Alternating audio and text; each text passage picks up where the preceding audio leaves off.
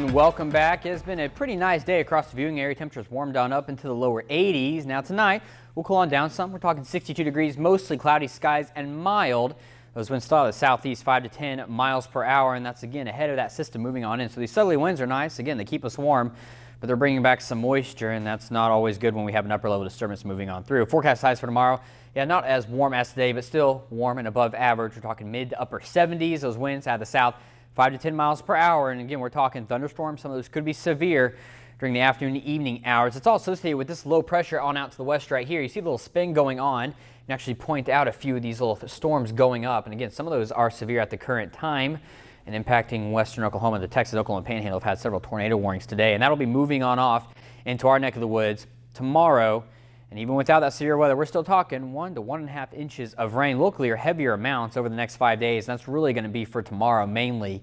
After that, we get a nice little break in the action. And because of all that rain and how quickly it's looking to fall, we have had a flash flood watch issued, not a warning yet. We will have some warnings, I can imagine, but flash flood watch issued. This officially goes into effect at 7 a.m. tomorrow and lasts until 7 p.m. tomorrow night. So that's something we're going to have to watch out for. And here we go for Thursday. I told you this would change. Recall yesterday we were barely in the enhanced drifts. Now we're right in the middle of it. And the main threats, all modes are possible: isolated tornadoes, damaging winds, and large hail. The large hail looks to be the lesser of the three at the current moment.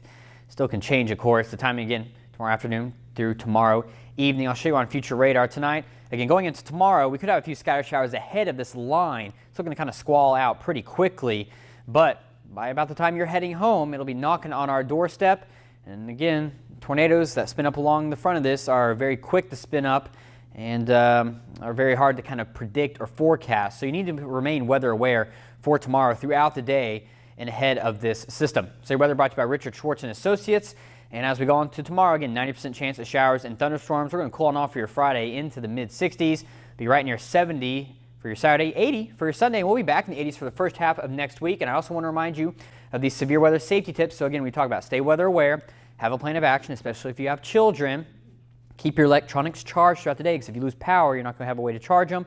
Have a weather radio, because sirens are not for if you're outside, or they are for if you're outside. Keep mixing that up. They're not made for if you are inside. And stay calm. That is the most important one. Take a deep breath. If you are under a tornado warning, follow your plan of action, and everything will be A-OK.